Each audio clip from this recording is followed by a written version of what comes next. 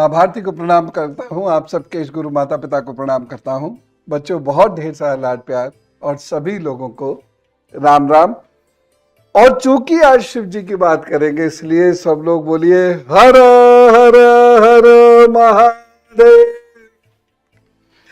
भगवान शिव को कैसे समझेंगे और भगवान शिव की उपासना कैसे करनी चाहिए?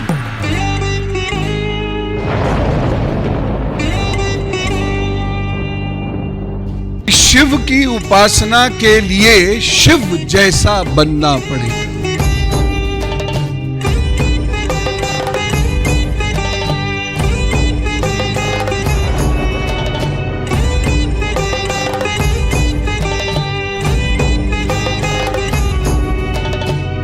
भक्त का स्वभाव जब ऐसा होने लगता है, तब समझिए उसको भक्ति प्राप्त हो रही है।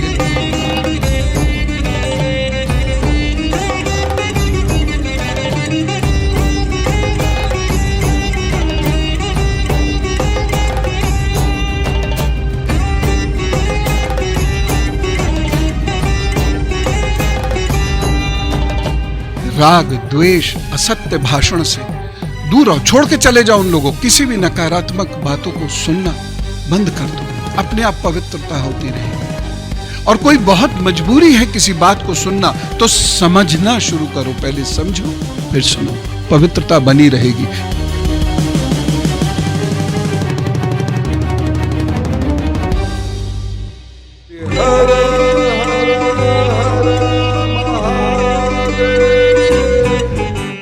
यदि आप आना चाहते हैं, लेकिन पूर्व सूचना उसकी अवश्य होनी चाहिए, क्योंकि थोड़ी जगह है तो सब लोग एडजस्ट हो पाए ऐसा संभव नहीं हो पाएगा।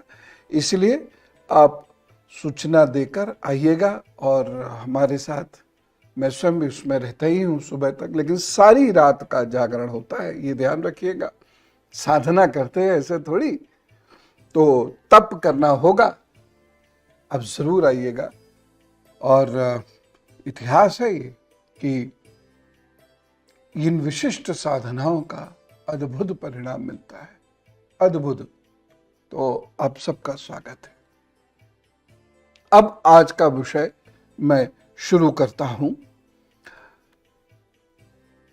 शिवलिंग का अर्थ क्या है?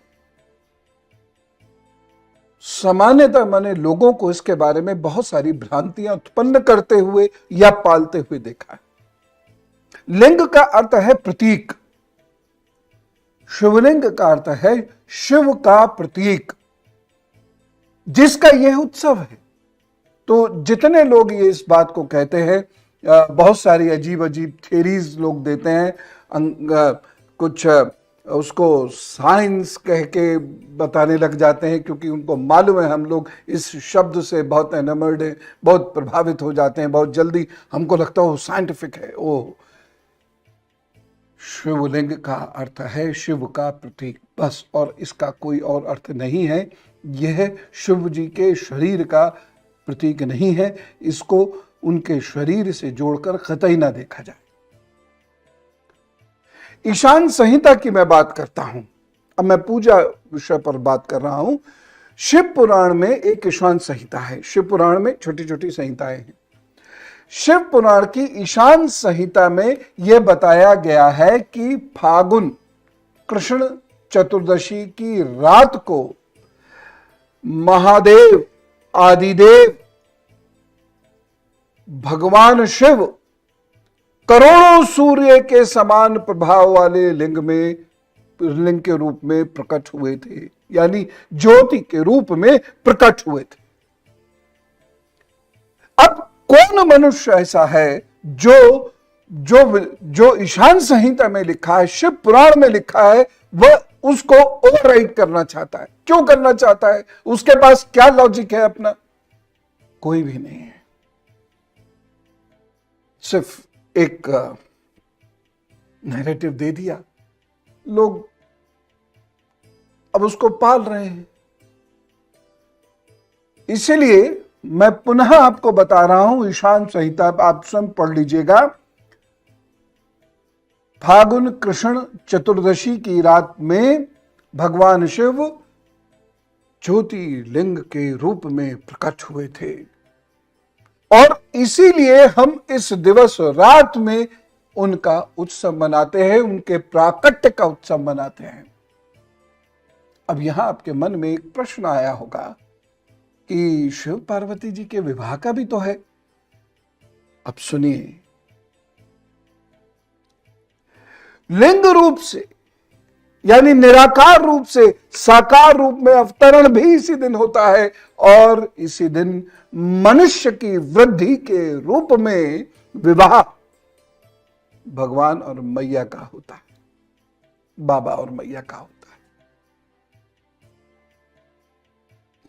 ठीक है, यह बहुत पवित्र दिन है, और इसीलिए इस दिन दान पुण्य का, शिवलिंग की पूजा का, और कैसी शिवलिंग जिसमें स्थापना भी करनी है, स्वयं बनाना है उस शिवलिंग को, पार्थिव शिवलिंग की पूजा का विशेष फल प्राप्त होता है।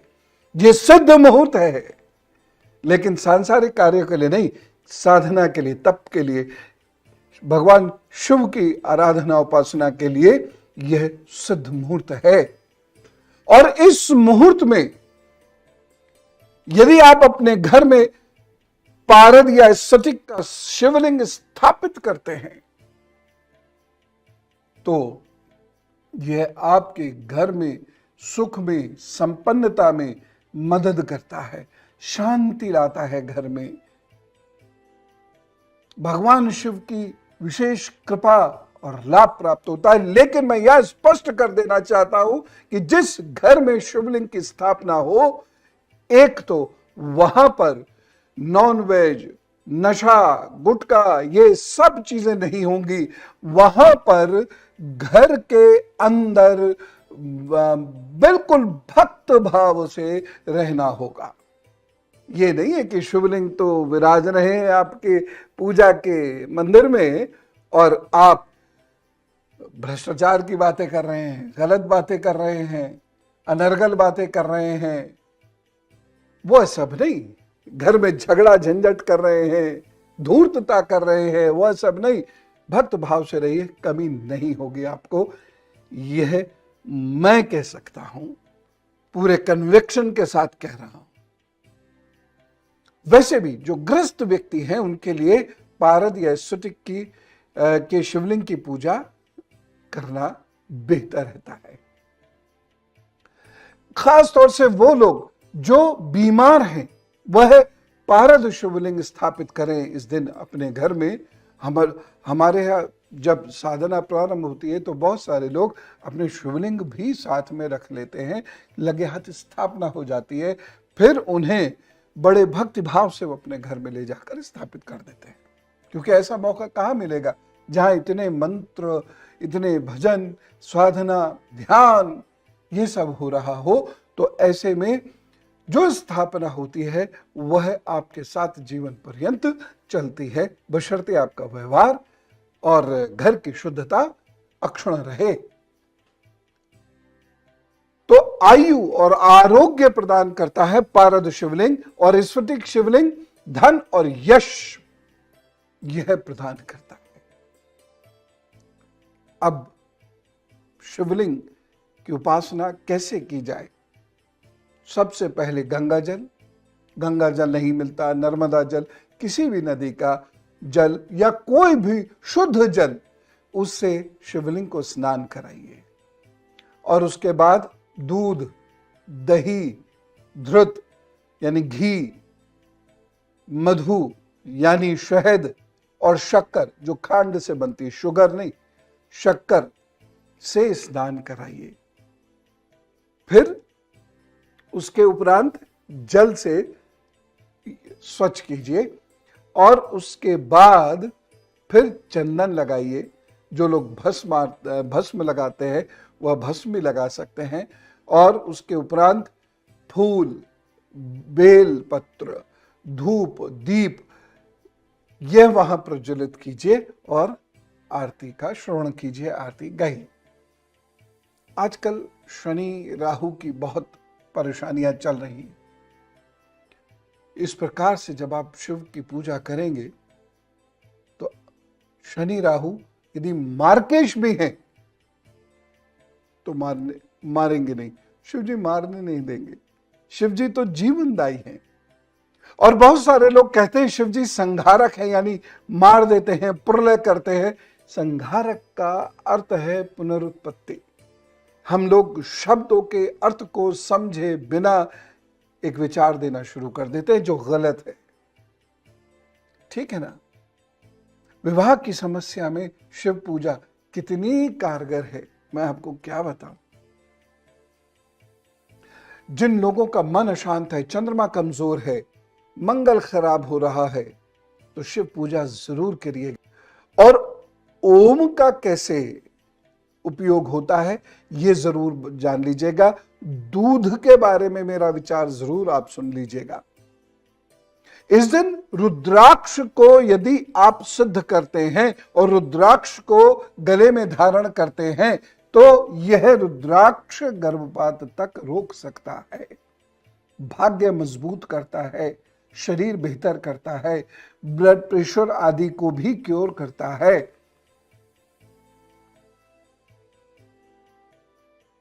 तो यह कोई सामान्य अनुष्ठान नहीं है, ये बहुत बहुत महत्वपूर्ण समय है।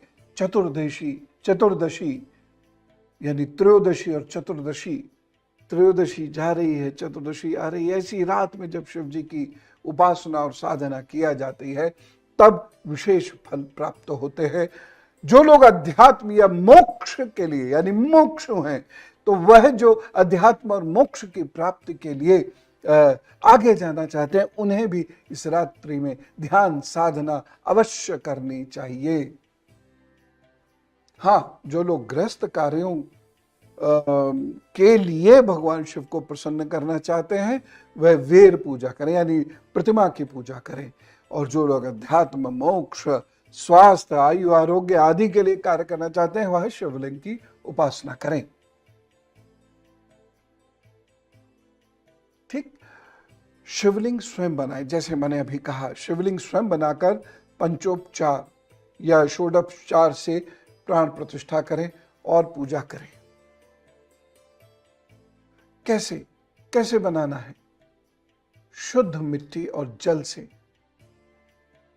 शिवलिंग बनाइए और उसके साथ साथ थोड़ा उसमें आटा, गाय का गोबर,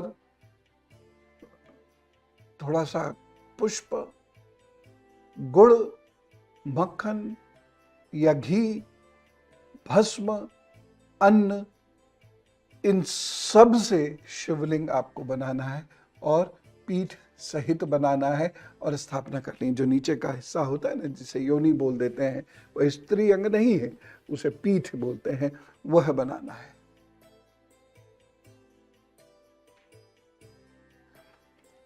कितना? 4 अंगुल से 12 अंगुल या उससे बड़ा शिवलिंग होना चाहिए, इतना बड़ा बनाना है आपने। कैसे होगी पूजा? कमल, बेलपत्र, सफेद पुष्प, यह उनको अर्पित किए जाते हैं। दूर्वा अर्पित की जाती है, ठीक है। संतान दोष जिनको है वह धतूरे से शिव जी की पूजा करें। श्राप यदि है, जिसे मैं अक्सर कहता हूं ना, श्राप दोष से युक्त है आपकी कुंडली, श्राप मुक्ति के लिए शमी के पुष्प से शिव जी की पूजा कीजिए। सफेद चंदन से शिव जी की पूजा जरूर करनी चाहिए यश और सौभाग्य के लिए। एक चीज और है, शिव जी को जो प्रसाद आप शिवलिंग पर रखेंगे फिर वह किसी को न बांटना है न ग्रहण करना है। दूर रखने पर आप उसे ग्रहण कर सकते हैं या किसी को दे सकते हैं। सामान्यतः सूर्यास्त के उपरांत शिवलिंग पर जल दूध नहीं चढ़ाते हैं सामान्यतः, लेकिन इस रात में चढ़ा सकते हैं। रात के 4 पहर होते हैं, उनमें से दूसरे और तीसरे पहर को निशित काल कहते हैं। इस समय में भगवान शिव का ध्यान और साधना करने से अद्भुत फल प्राप्त होता है। अब जो फल आप मन में सोच रहे हैं वही फल, लेकिन मूलतः ये होता तो अध्यात्म के लिए है, मोक्ष के लिए है, लेकिन सांसारिक सुख भी यह प्रदान करती है पूजा। निशीत काल की पूजा दुश्मन भाग जाता है। कई बार ऐसा होता है, आप ठीक है, लेकिन लोग आपको बदनाम कर रहे हैं, करिए ये पूजा, अपने आप भगवान शिव ने रास्ते पर ला देंगे। और यदि समस्याएं बहुत बड़ी हैं आपके जीवन में, तो इस दिन शिवलिंग बनाइए और उसके बाद उसे अपने घर में स्थापित कर दीजिए, या फिर पारद और स्फटिक के शिवलिंग घर में स्थापित करके प्रतिदिन पूजा करें एक भक्त की तरह।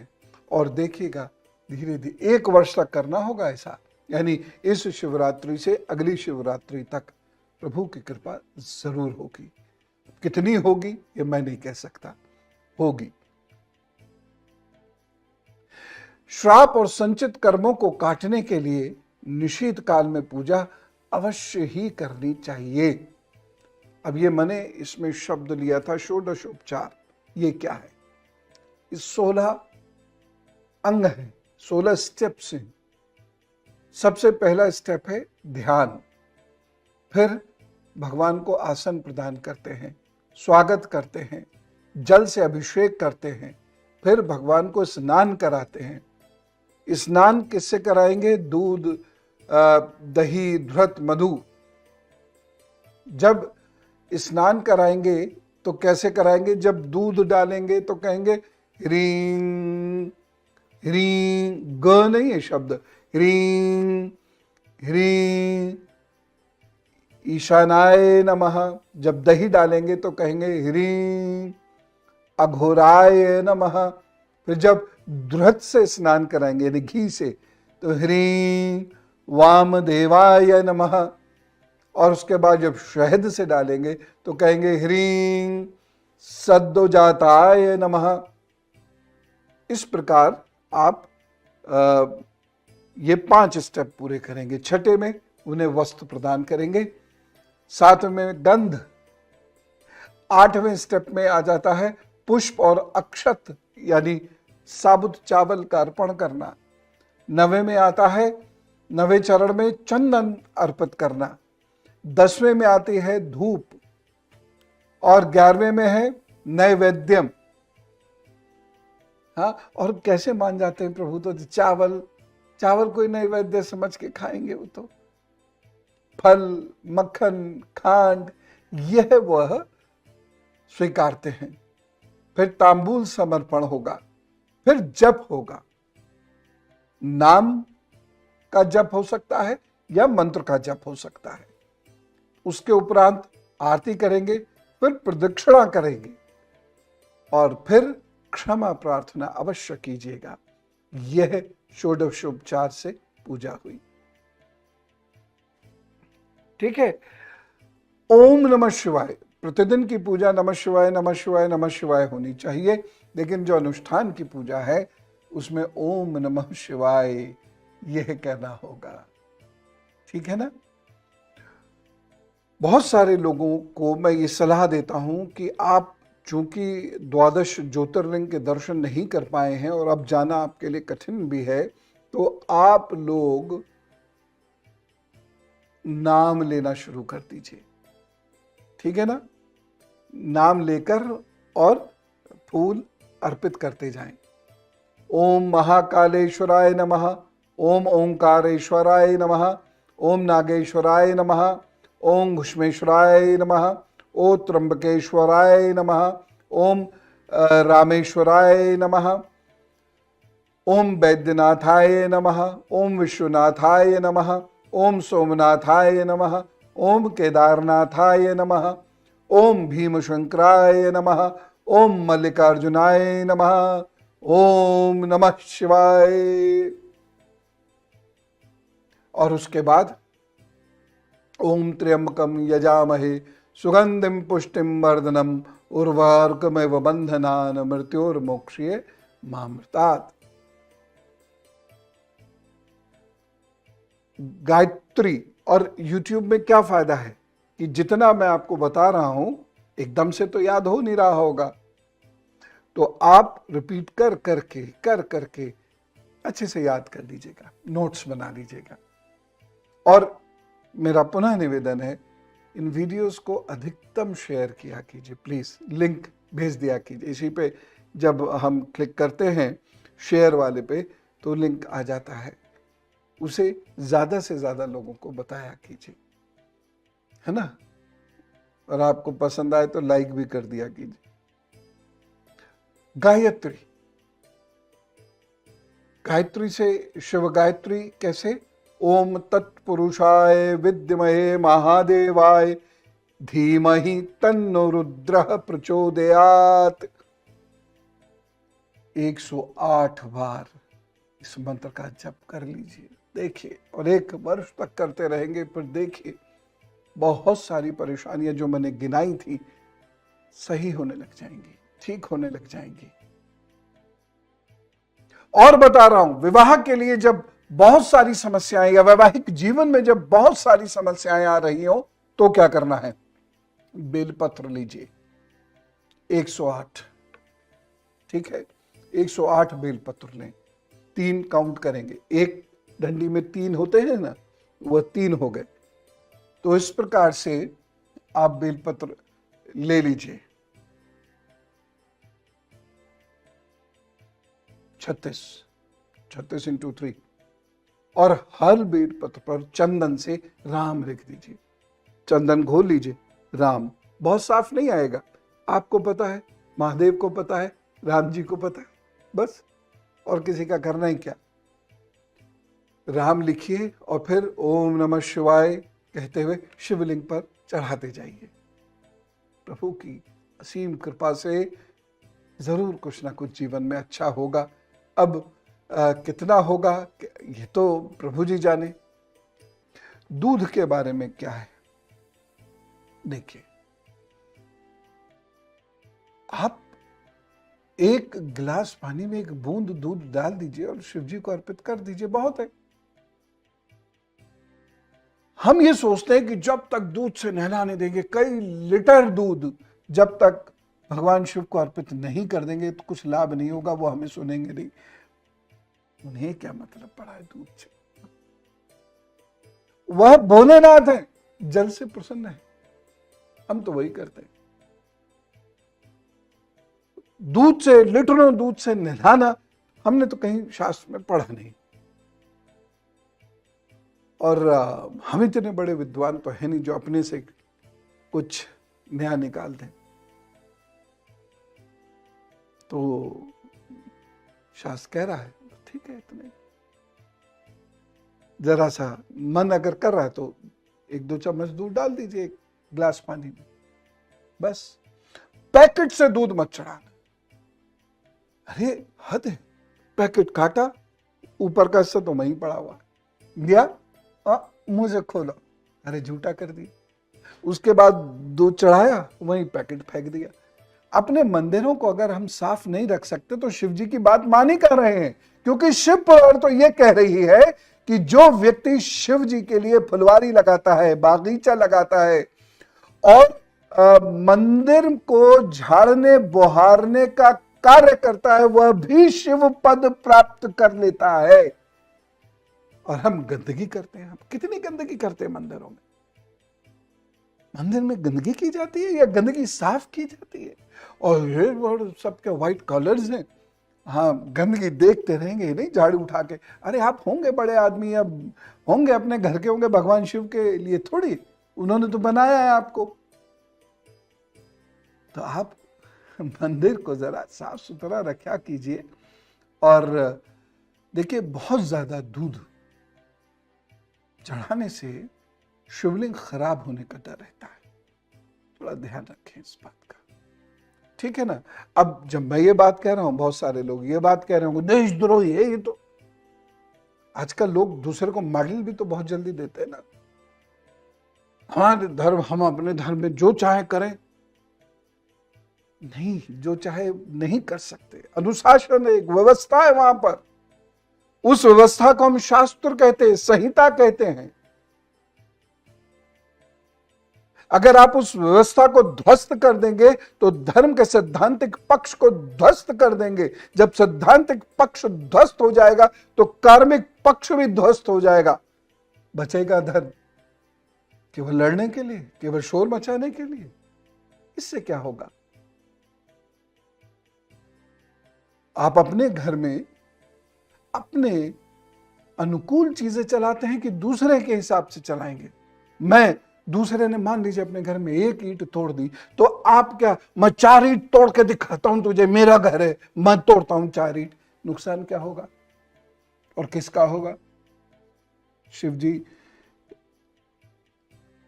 को जो शास्त्र एक्सप्लेन करता है वो ये बात कहता है, और उसी को मानने में भलाई है।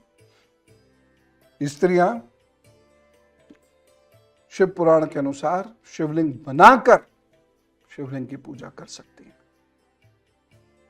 शास्त्र से बड़ा कोई विद्वान नहीं। तो मैंने आपसे बहुत सारी बातें की उपयुक्त मुहूर्त में, और बहुत ध्यान मग्न होकर पूजा कीजिएगा। शिव अपने भक्त को कभी छोड़ते नहीं। बस ऐसा ध्यान कीजिएगा कि वह आपको गले लगा ले। चलता हूं, बोलिए जरा, हर हर हर महादेव। राम राम, नमस्कार, भारत माता की जय।